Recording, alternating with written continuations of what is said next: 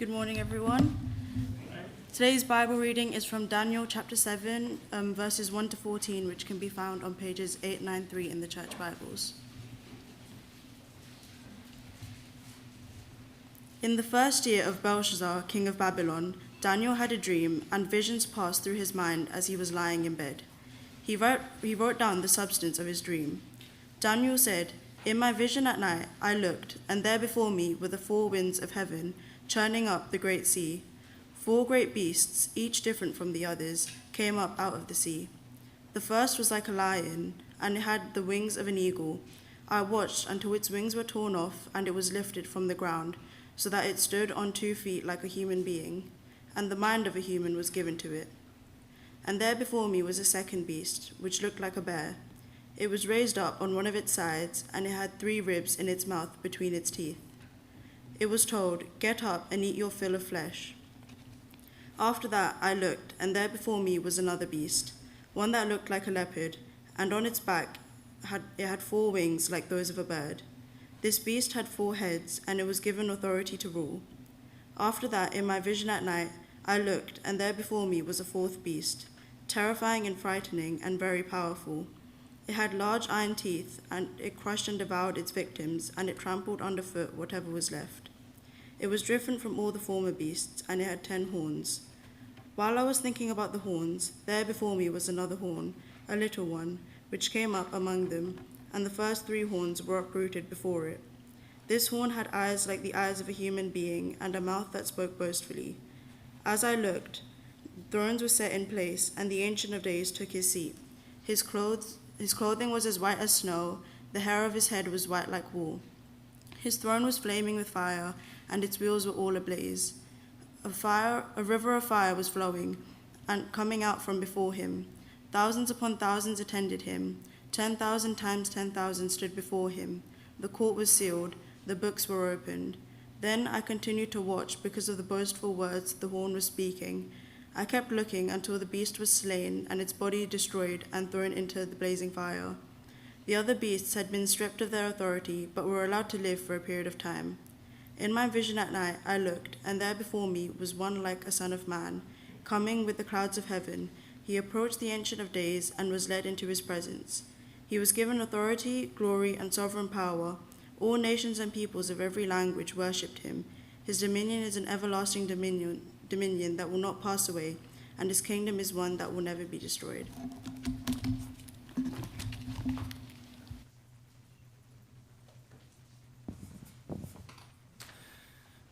Great, thank you very much, Joanna. My name's Nathan. If we haven't met, I'd love to say hi afterwards. Keep the Bibles open, we're going to need those, aren't we? As we start, though, there's a race called the Barkley Marathons.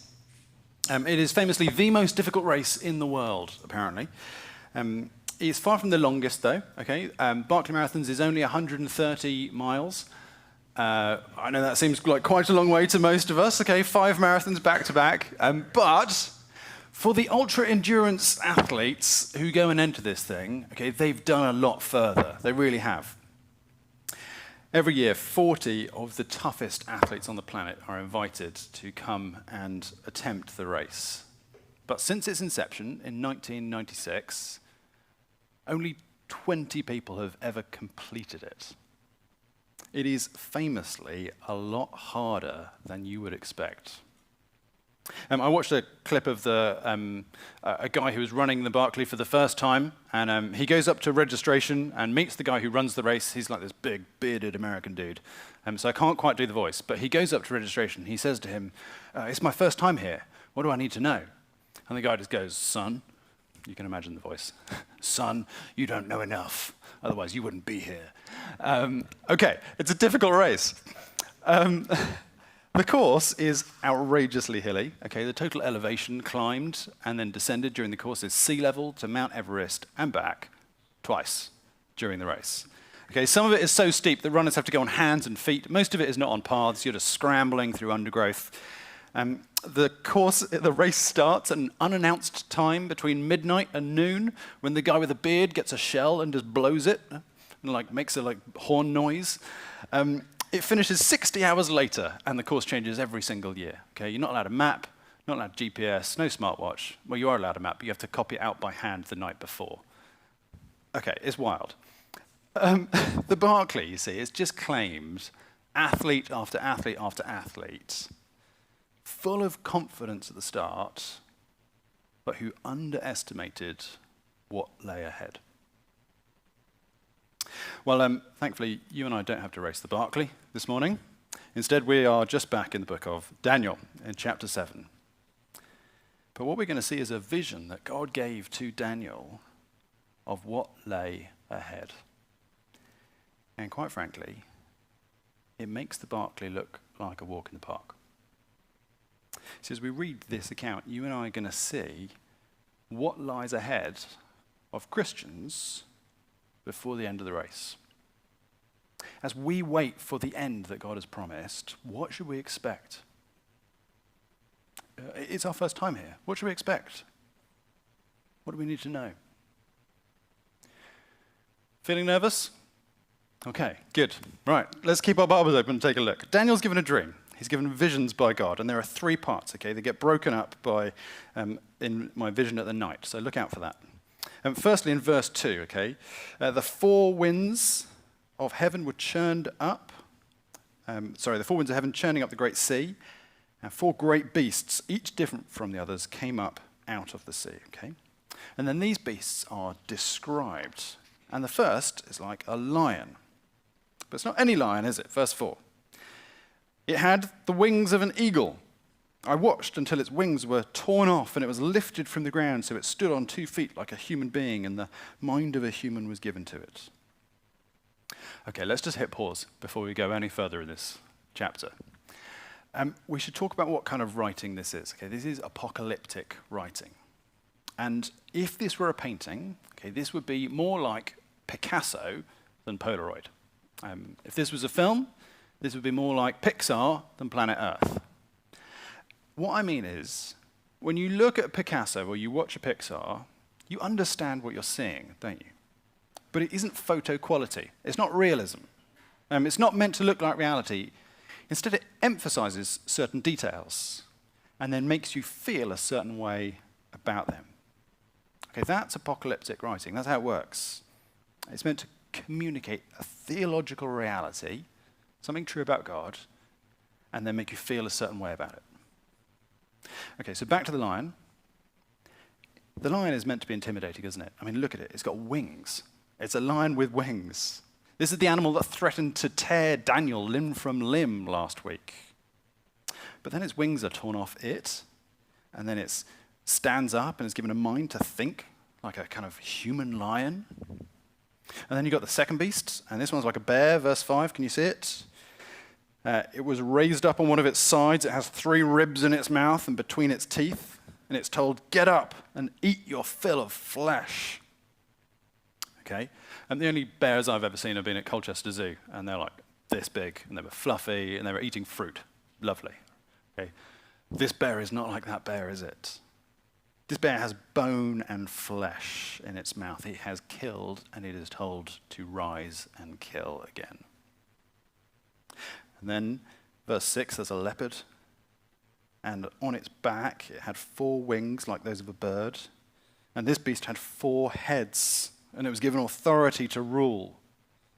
Okay, 4 wings. This beast can go anywhere. You can't run.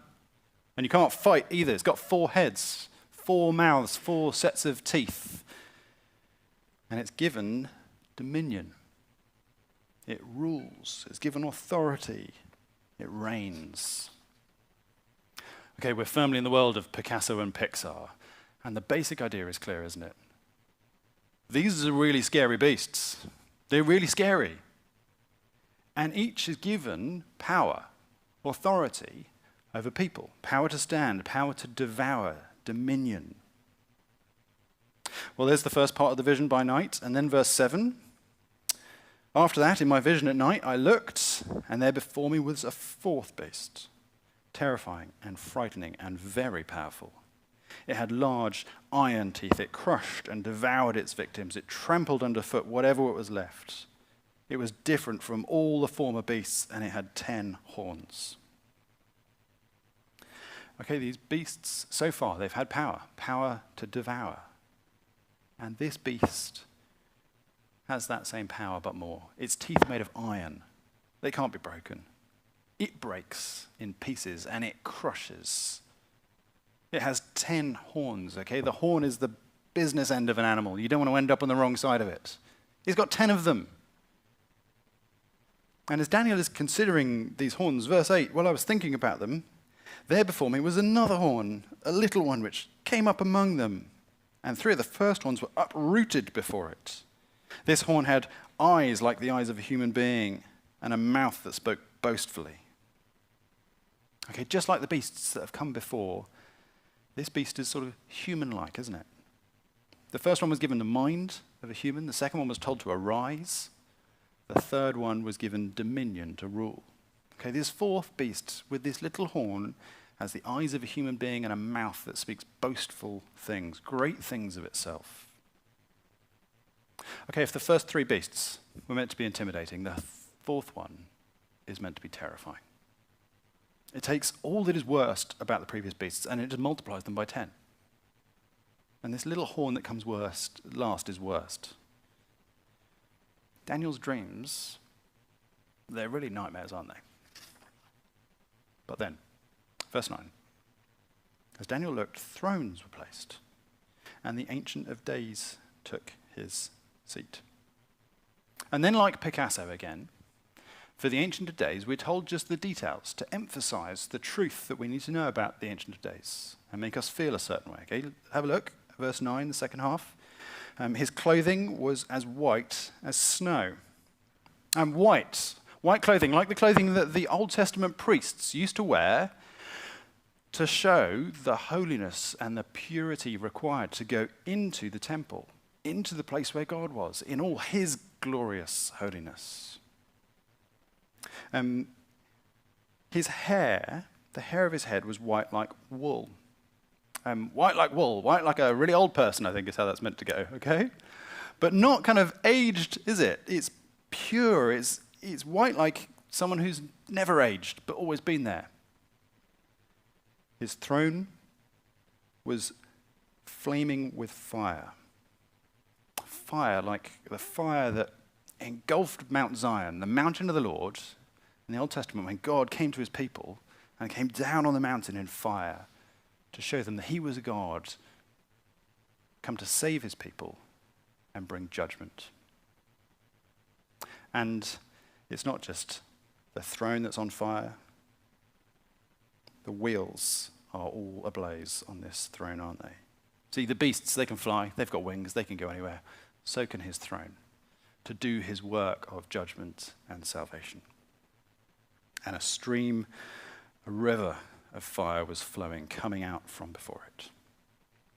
Thousands upon thousands attended him. 10,000 times 10,000 stood before him. The whole world, it seems, has been gathered to this throne, and the court was seated, and the books were opened. See, records of lives lived, records of kingdoms ruled, records of dominion exercised are examined by this Ancient of Days. And in verse 11, Daniel writes, I continued to watch because of the boastful words the horn was speaking. I kept looking until the beast was slain and its body destroyed and thrown into the blazing fire. The fire that proceeds from the throne of the Ancient of Days burns to ash this terrible beast that has been destroyed. All the other beasts, they've long been stripped of their authority too, even if they were allowed to live for a period. You see, Daniel's vision of these terrifying beasts is balanced out by this vision of this throne. Here's a throne that once you sit, you can't take your eyes off it, can you? It is all ablaze with the glorious brilliance of the Ancient of Days. God himself, in all of his holiness, his white holiness, the eternal God who has always lived, the God who saves and who judges. What is Daniel seeing? He's seeing the day that God will bring judgment on the beasts.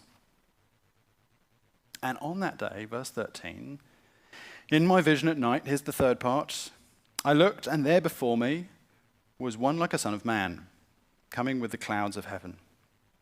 He approached the Ancient of Days and was led into his presence. Okay, let's just think about Son of Man for a minute. Back right at the beginning of the Bible, when God created the world and he created human beings, he made them to rule.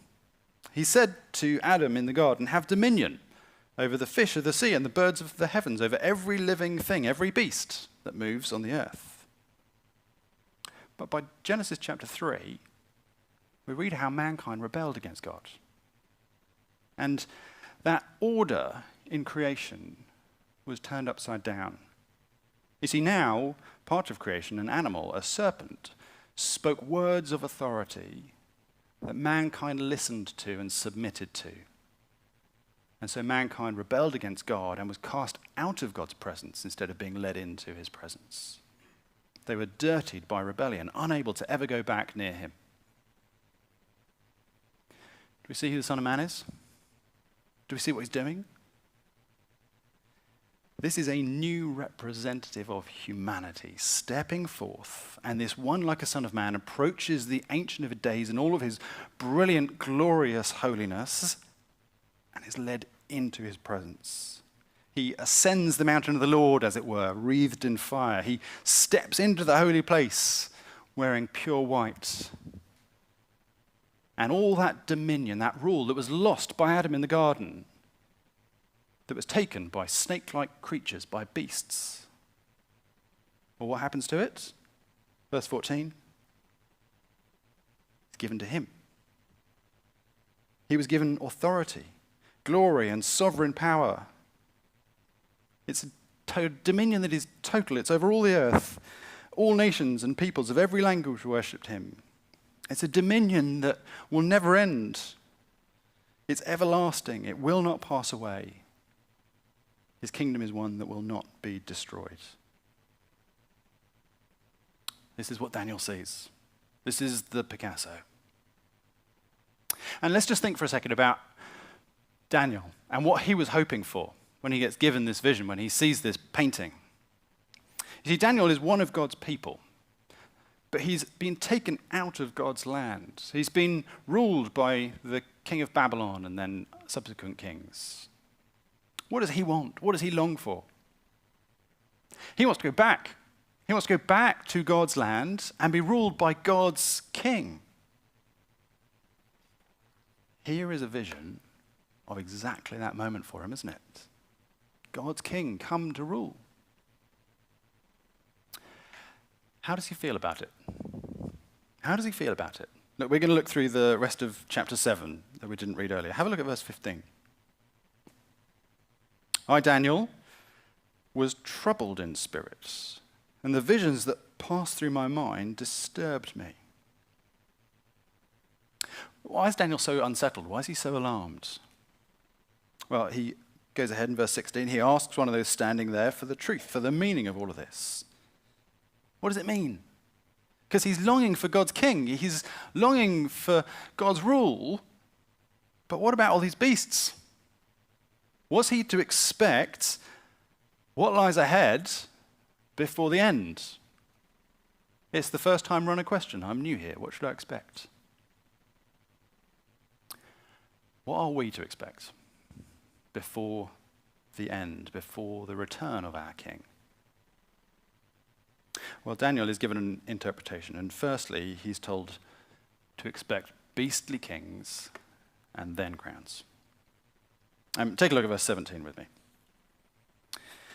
The one he speaks to told him and said, the 4 great beasts are 4 kings that will rise from the earth. These beasts are kings. Now, you see, that's not really new for us. Back in Daniel chapter 2, if you were here, we were given a vision that Daniel saw of a statue. And this statue has 4 parts, and they represent 4 kingdoms. It's the Babylonians, the Medes and the Persians, the Greeks, and then 1/4 kingdom. Chapter 7, you see, it's kind of like a counterpart to chapter 2. 4 kings, 4 beasts. King Nebuchadnezzar in Babylon, he was the first one. Do you remember in chapter 4, if you were here. How King Nebuchadnezzar, he was great. He ruled the whole world like a lion with wings. But then he was humbled by God. He was made to eat grass for a period before being raised up and once again being given the mind of a man. Nebuchadnezzar, you see, he was that great king. He was the one who had a habit of going around tearing people's houses down and turning them into piles of rubble. See, these beasts, they're Picasso, yes, but they describe real historical events. We don't have to kind of guess at who they might be. And then after the Babylonians and the Medes, after the Babylonians came the Medes and the Persians. You have Darius and then Cyrus after him, and then after the Medes and the Persians, you get the Greeks, 4 kings. And next week in chapter 8, if you come back, we're going to think more about the history of how that all worked out. Andrew Tutor's going to lead us through that. See, the point of these visions, okay, is they're no longer sections of a statue that just stand there, are they? Now they are raging, angry beasts. Daniel's lived his whole life in Babylon. He's been longing for the arrival of God's king, but this vision does not start with the arrival of God's king. It starts with beastly kings. This is not going to be easy for him. But then, verse 18, despite how scary it is, the end is certain. The holy people of the Most High will receive the kingdom and will possess it forever. Yes, forever and ever.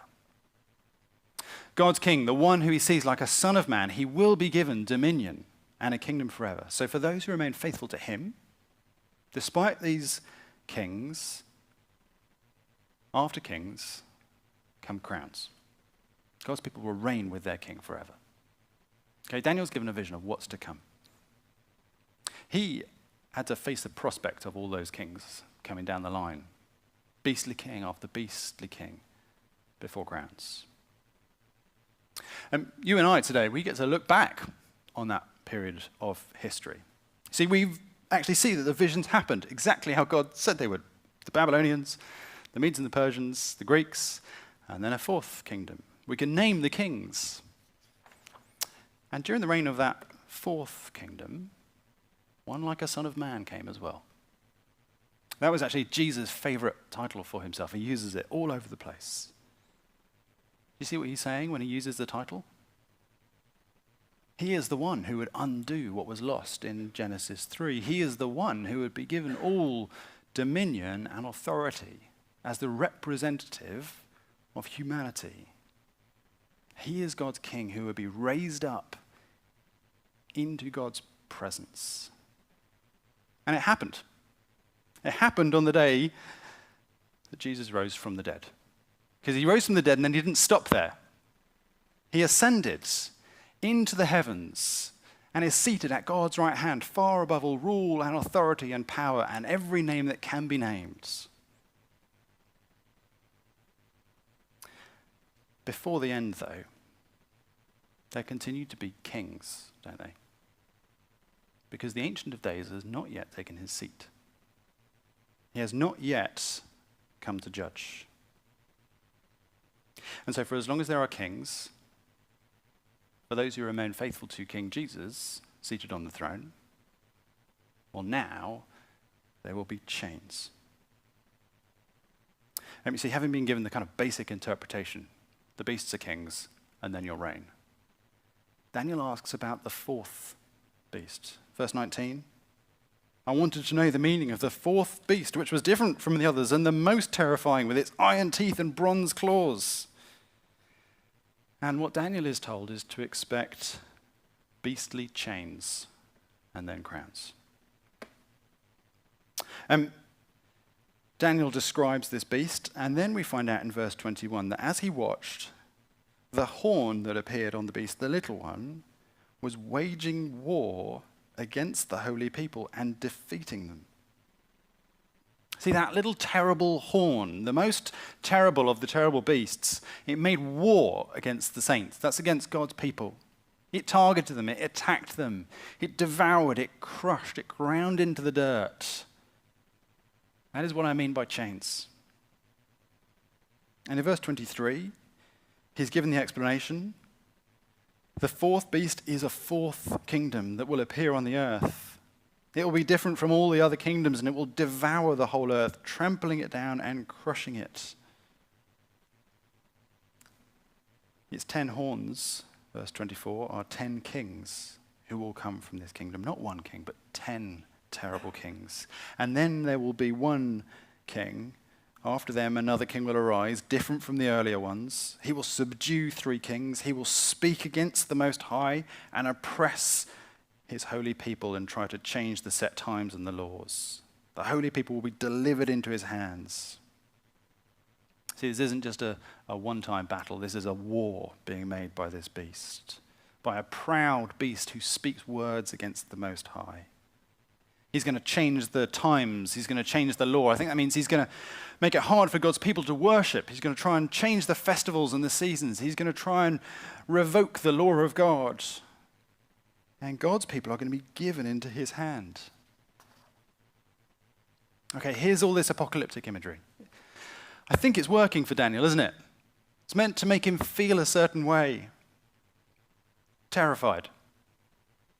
This is what lies ahead. Beastly chains. After Jesus had ascended from the dead and risen to God in the heavens, you can read about it in the New Testament. During the reign of the Roman Empire, another man, the Apostle John, was given a vision by the Lord Jesus. It's the book of Revelation. And in it, he sees a vision of one like a son of man and his return on the clouds to judge. But before that, he's told what will happen. And in Revelation 13, we read, I saw a beast rising out of the sea, with 10 horns and 7 heads, with 10 diadems on its horns and blasphemous names on its head. And the beast I saw was like a leopard, its feet were like a bear's, and its mouth was like a lion's mouth. And they worshipped the beast, saying, who is like the beast and who can fight against it? Okay, John sees a version of the beast that Daniel saw. The beast that's like all those before it, but worse. And then in Revelation, John's not exactly subtle about the way he describes it, in a way that means everyone would understand. This beast is the Roman Empire. And that little horn, that terrible horn that speaks blasphemous things and makes war against Christians, it's Emperor Nero, who had a habit of feeding Christians to the lions and using them as his human candles at his parties. See, John is telling the Christians at the time that they faced the fourth beast, who was doing everything possible to draw them away from worship of their King Jesus. And here's the reason he tells them. Here's the point. He writes, if anyone is to be taken captive, to captivity he goes. If anyone is to be slain with the sword he must be slain. Here is a call for the endurance and faith of the saints. See, it's the same thing as what Daniel, the whole book of Daniel, is trying to achieve for us. This encouragement to remain faithful to the King, the Most High. See, because there is a beast, now there are chains for those who remain faithful to God. The thing is, for most of the Christians in Rome at the time when John writes and says, here is the beast, it's come, chains didn't really actually look like chains. It looked much more like the challenge of being a Christian that you and I face today. Most of them weren't fed to lions. It was rather just hard for them to do business if they were public about their faith. It was hard for them to keep a kind of standing in society if they talked about Jesus too much.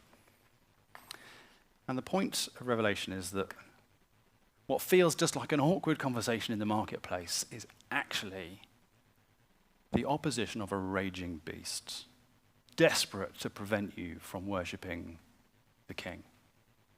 HR policies, threatening emails, they are more than just that. What feels like being sort of edged out of a friendship group is actually part of the wild raging and trampling of a devouring beast, desperate to prevent worship of the Most High God. Friends who let you know how disappointed they are that you chose to come to church instead of brunch. See, we don't live under the reign of Rome, do we? But if we are to remain faithful to the Most High God and his Son, King Jesus, well, before the day he comes to judge, well, now there will be chains. And we need to know that. See, we mustn't be naive like runners entering the Barkley Marathon, thinking this is going to be a walk in the park.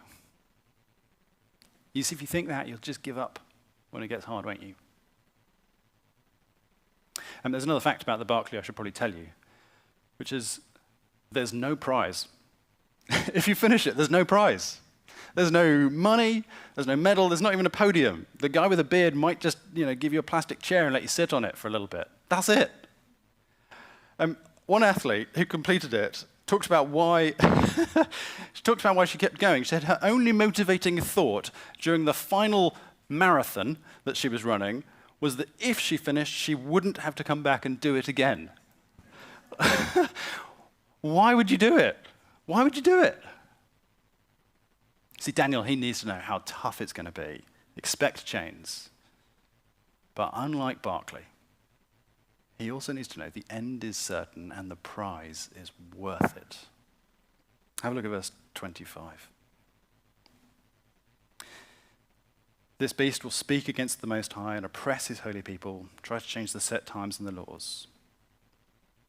The holy people will be delivered into his hands for times, time, and half a time. And we're going to talk about timings more next week. But you see that the end is already set? You can think of times, and half a time as the Picasso version of saying the last bit of time before the end, okay? Or it's the Pixar version of the penultimate scene in the movie. The chains come, but they belong to the very last period of history before you cross the finish line. We are one step away from the end. You see, don't stop. Verse 26. What happens in the end? The court will sit, and the beast's power will be taken away and completely destroyed forever. Then the sovereignty, power, and greatness of all the kingdoms under heaven will be handed over to the holy people of the Most High. His kingdom will be an everlasting kingdom. All rulers will worship and obey him. Chains, then crowns. See, Daniel, he needs to know how hard it's going to be ahead. Otherwise, he might give up. But he also needs to know that the end is certain and he's worth it. Jesus, you see, he has already ascended into the heavens. He is already seated at the right hand of the Most High, above every name that can be named. It happened, just like Daniel saw. Now there are chains, yes, but the end is very near. In fact, it's the next thing on God's cosmic calendar. Nothing else is left apart from his return. And on that day, beasts will be destroyed. God's people will be with their God, and they will reign forever. Forever and ever.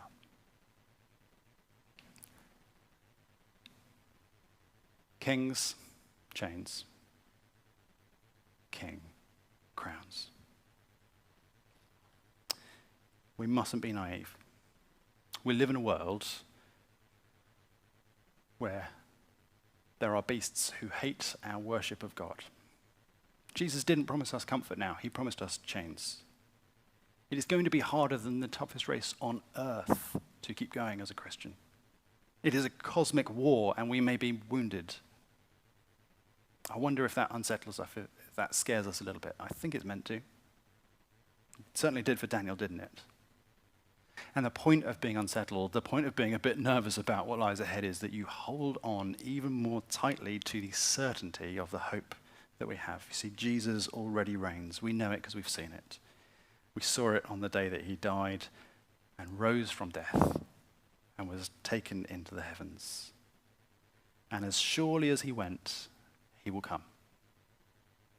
Beasts will be slain. So when chains feel real, know that those who forged them won't get away with it forever. Judgment is real. Every wrong will be righted. Every injustice will be made just. And it will be swift, and it will be wonderful, and it will be terrible.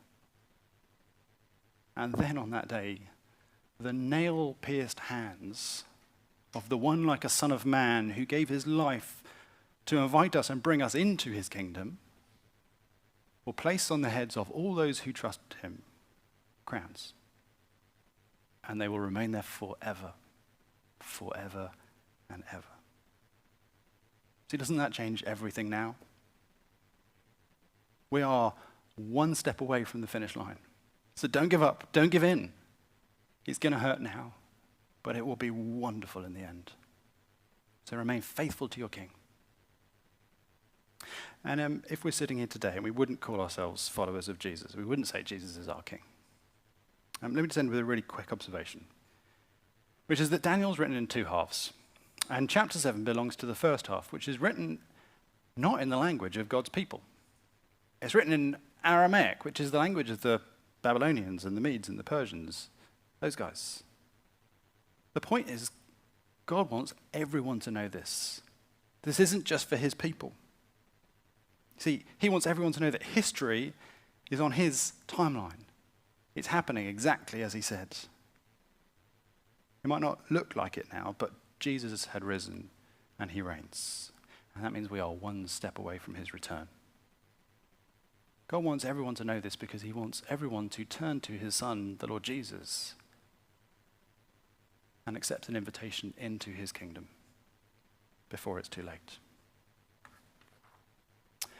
In a moment, we're going to share communion. We're going to share this bread and this wine together. It's the meal that before he ascended, Jesus gave his disciples to strengthen us in our faith in what he has done.